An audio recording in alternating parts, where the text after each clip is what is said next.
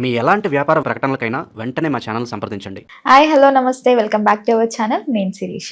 చాలా మంది papaya pregnancy ఉన్న లేడీస్ పపాయ ఫ్రూట్ తినొద్దు, పపాయ పండు తినకూడదు, తింటే ప్రెగ్నెన్సీ పోతుంది అని చాలా మంది చెప్తుంటారు. ఒకవేళ పీరియడ్స్ రాని అమ్మాయిలు ఉంటే పపాయ ఫ్రూట్ తింటే పీరియడ్స్ వస్తాయని చెప్తుంటారు. అసలు ఎంతవరకు నిజం, ఏంటి అని మొత్తం ఈరోజు కనుక్కుందాం. ప్రస్తుతం మనతో పాటు ఉన్నారు హోమియోపతి ఫేమస్ డాక్టర్ తేజస్విని గారు. మేడం రిపీట్ డాక్టర్ తేజస్విని గారు, మేడంతో మాట్లాడదాం. నమస్తే మ్యామ్. నమస్తే మ్యామ్, ముఖ్యంగా చూసుకుంటే ప్రజెంట్ జనరేషన్ లో అప్పటి నుంచి అయినా సరే పపాయ తింటే, ప్రెగ్నెన్సీ ఉన్న వాళ్ళు తింటే తినకూడదు, ఎందుకు తింటున్నావు ప్రెగ్నెన్సీ పోతుంది అని తింటేవాళ్ళు. ఇప్పుడున్న జనరేషన్ లో కూడా అవాయిడ్ చేస్తున్నారు. పీరియడ్స్ రాకపోతే అమ్మాయిలు కూడా పపాయ యూస్ చేస్తున్నారు. సో అసలు పపాయ తినొచ్చా తినకూడదా, అసలు ఏంటి అసలు? ఇది ఒక చాలా కాంట్రవర్షియల్ క్వశ్చన్ అండి. చాలా మంది అడుగుతుంటారు, పపాయ తినచ్చా లేదా, మేము చాలా మంది పీరియడ్స్ ముందు తింటుంటాం, మాకు అని తిన్న వెంటనే పీరియడ్స్ వస్తుందని. జస్ట్ ఒక అదేంటో మీకు క్లియర్గా చెప్తాను. ఇప్పుడు పపాయ తినచ్చు చాలా మంది, బట్ అది ఏది తినచ్చో తెలుసుకోవాలన్నమాట. పపాయలో టైప్స్ ఉంటాయి, రైపుడు, సెమీ రైపుడు, ఫుల్ రైపుడు అనమాట. అంటే 3 టైప్స్ ఉంటాయి. పీరియడ్ టైం అప్పుడు మనం పపాయలో ఉన్న కెమికల్స్ ఏముంటాయి, పెపైన్ అనే కెమికల్ ఉంటుంది, ఒక ఎంజైమ్ అని ఉంటుంది. ఆ ఎంజైమ్ ఏం చేస్తుంది, మన గర్భాశయం యాక్ట్ చేసి యూట్రైన్ కాంట్రాక్షన్స్ ఇంప్రూవ్ చేస్తుంది అనమాట. అంటే ఎక్కువగా కాంట్రాక్ట్ అయ్యేలాగా చేస్తుంది. దానివల్లనే పీరియడ్స్ వస్తూ ఉంటాయి వాళ్ళకి. ఇలా కాంట్రాక్ట్ అయినప్పుడు లోపల బ్లడ్ మొత్తం బయటకు వచ్చేస్తుంది, దానివల్ల పీరియడ్స్ వస్తాయని అదొక రీజన్ అనమాట. నెక్స్ట్ ఇంకోటి, పపాయలో అది మనం కోసినప్పుడు పచ్చి పపాయ కోస్తే పాలలాగా బయటకు వస్తుంది కదా, ఇది హార్మ్ఫుల్ కెమికల్ అనమాట. అలా తినడం వల్ల మన బాడీలో హార్మోన్స్ అనేవి డిస్టర్బ్ అవుతుంటాయి, ఇంకా ఎంజైమ్స్ అనేవి డిస్టర్బ్ అవుతుంటాయి. దీనివల్ల కూడా గర్భాశయం అనేది కాంట్రాక్షన్స్కి గురై ఈజీగా పీరియడ్స్ వచ్చేలాగా చేస్తుంది అనమాట. ఇది ఒక టైప్. ఇలా కెమికల్స్ అనేవి పపాయలో ఉంటాయి. ఇప్పుడు మనం ఏ పపాయ తీసుకోవచ్చు అంటే, పపాయలో విటమిన్ ఏ, కెరోటిన్ చాలా రిచ్గా ఉంటాయి. దాంతోపాటు ఫైబర్ ఫుడ్ కూడా పపాయ అనేది హెల్త్కి చాలా మంచిది పపాయ అనేది. కానీ మనం ఎప్పుడు తినచ్చు, ఏది తినచ్చో తెలుసుకోవాలన్నమాట మెయిన్ ఇందులో.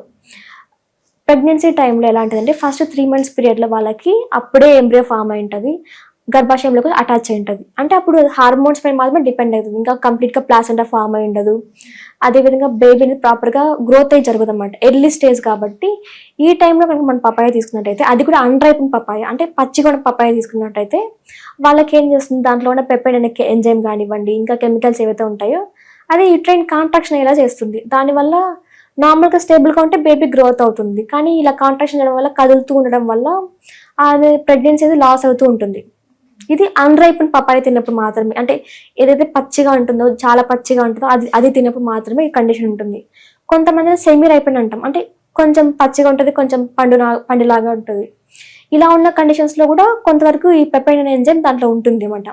ఈ 2 కండిషన్స్లో వాళ్ళకి పపాయ తిన్నప్పుడు యూట్రైన్ కాంట్రాక్షన్స్ పెరిగి వాళ్ళకి ప్రెగ్నెన్సీ లాస్ అయ్యేలాగా ఉంటుంది. ఇంకొకటి ఫుల్లీ రైపెన్ పపాయ, అంటే బాగా పండిపోయిన పపాయ అనమాట.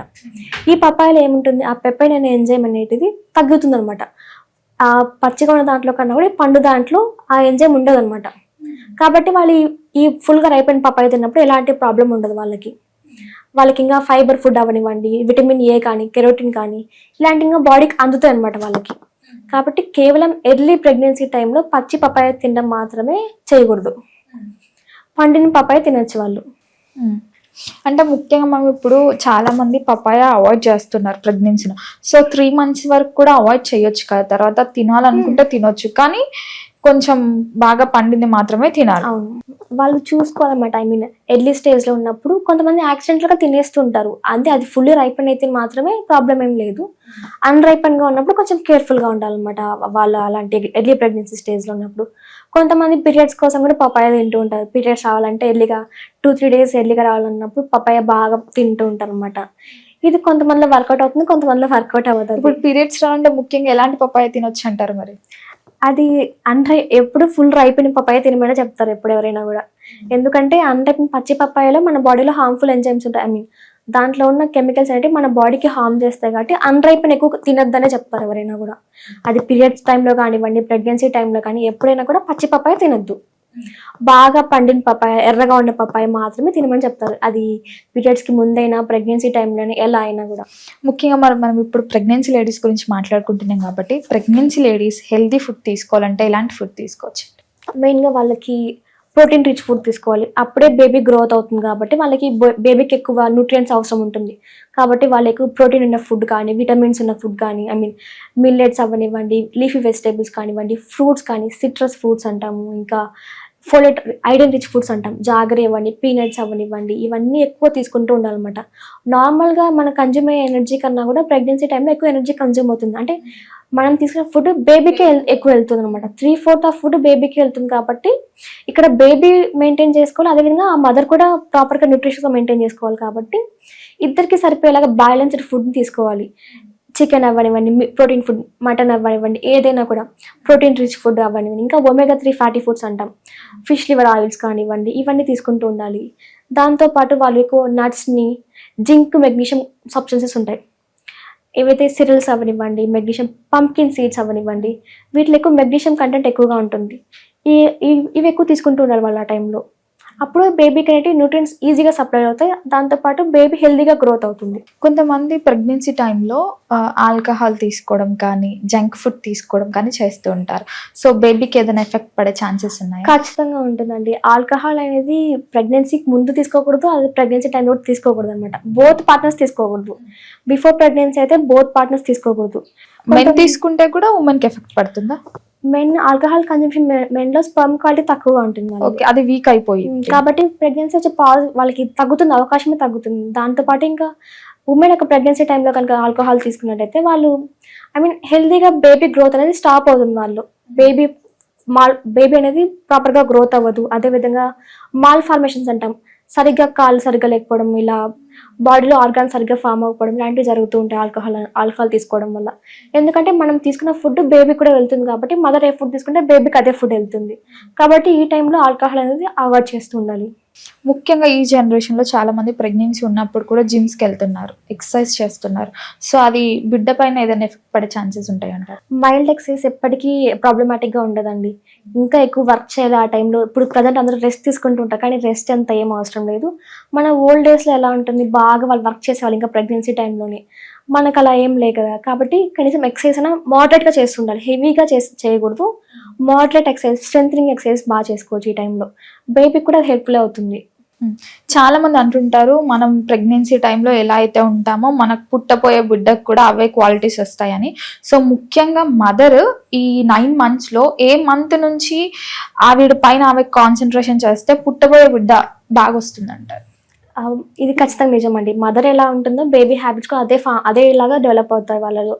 ఇప్పుడు మదర్ హెల్దీ ఫుడ్ తీసుకుంటే బేబీ న్యూట్రిషియస్గా ఉంటుంది, హెల్దీగా డెలివరీ అవుతుంది, హెల్దీగా బేబీ ఉంటుంది అనమాట. మదర్ సరిగ్గా ఫుడ్ తీసుకోకపోతే మదర్కే మాల్ న్యూట్రిషన్ ఉంటే బేబీ కూడా మాల్ న్యూట్రిషన్ వస్తుంది వాళ్ళు బ్రెయిన్ ఫార్మేషన్ సరిగ్గా లేకపోవడం కానీ, ఆర్గాన్స్ అనేది సరిగ్గా ఫామ్ అవ్వకుండా ఉంటాయి. ఇలాంటి వాళ్ళకి కాంప్లికేషన్స్ ఉంటాయి పుట్టిన తర్వాత కూడా. మదర్ హెల్దీగా డైట్ మెయింటైన్ చేస్తూ స్ట్రెస్ లేకుండా ప్రాపర్గా ఎక్సర్సైజ్ చేస్తున్నట్టయితే బేబీ కూడా హెల్దీగా ఉంటుంది.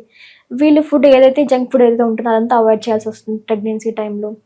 అప్పుడు బేబీ హెల్దీగా ఉంటుంది. ఇంకా ఇలాంటి టైంలో 3rd month వరకు ప్రెగ్నెన్సీ అనేది స్టేబుల్గా ఉంటుంది అనమాట కొంతమందిలో. కాబట్టి 3rd month తర్వాత నుంచి బేబీ మన యాక్షన్స్ని వింటూ ఉంటుంది. 1st monthలోనే బేబీ హార్ట్ ఫామ్ అవుతుంది. ఓకే, ఫస్ట్ మంత్లోనే బేబీ హార్ట్ ఫామ్ అవుతుంది. ఇంకా 3rd month అయ్యేటప్పుడు ఇంకా జెండర్ రివీల్ అవ్వడం కానివ్వండి, జెండర్ బయాస్ స్టార్ట్ అవ్వడం కానివ్వండి, మేలా ఫీమేలా స్టార్ట్ అవ్వడం, ఆర్గాన్స్ ఏంటి అప్పుడే స్టార్ట్ అవుతూ ఉంటాయి 3rd month నుంచి అన్నమాట ప్రాపర్గా. అంటే ఫస్ట్ 3 months వరకు అది ఎంబ్రియో స్టేట్లోనే ఉంటుంది అనమాట.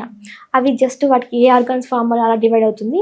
3rd month నుంచి 5th month అవ్వనివ్వండి, 7th month అవ్వండి, ఇలా అన్ని మంత్స్లో ఉన్నట్టు బేబీ ఆర్గాన్స్ కంప్లీట్గా ఫామ్ అయ్యే అవకాశం ఎక్కువగా ఉంటుంది. కాబట్టి ఆఫ్టర్ 3rd month నుంచి కేర్ అనేది చాలా ఇంపార్టెంట్ అనమాట. ముఖ్యంగా ఇప్పుడు 3rd month గురించి మాట్లాడుతున్నాం కదా. 3rd month అంటే మనకి ప్రెగ్నెన్సీ కన్ఫర్మ్ అయిన తర్వాత 3rd month వరకు కన్ఫర్మేషన్ ఇవ్వరు. ఎందుకని 1st, 2nd month అంత జాగ్రత్తగా ఉండాలి? అంటే వాళ్ళకి కొంతమంది వీక్గా అనిపిస్తుంటారు. వాళ్ళకు కొంతమందికి బేబీ ఫామ్ అయినా కూడా ఎంబ్రియో ఫామ్ అవుతుంది, ఎగ్ స్పర్మ్ మీట్ అయ్యి ఫెర్టిలైజేషన్ జరిగి ఎంబ్రియో ఫామ్ అవుతుంది, అది గర్భాశయంలో అటాచ్ అవుతుంది. కానీ వాళ్ళకి కొంతమందికి ప్రాపర్గా గర్భాశయంలో వీక్నెస్ ఏదైనా ఉన్నట్టయితే, లేదంటే ప్రాపర్గా షేప్ లేకపోతే గర్భాశయం అనేది, ఇలాంటి కండిషన్స్లో ఆ బేబీ గ్రోత్ అవడానికి ప్రాపర్గా స్పేస్ ఉండదు. కాబట్టి ఈజీగా అబార్ట్ అయ్యే అవకాశం ఎక్కువగా ఉంటుంది. కాబట్టి 3rd month వరకు కేర్ఫుల్గా ఉండాలి, ఎక్కువ ఎక్సర్సైజ్ చేయకూడదు. ఈ టైంలో రెగ్యులర్గా మెయింటైన్ చేస్తుండాలని చెప్తుంటారు. మేడం, మొత్తం మీద మాకున్న చాలా డౌట్స్ని క్లియర్ చేశారు. Thank you so much.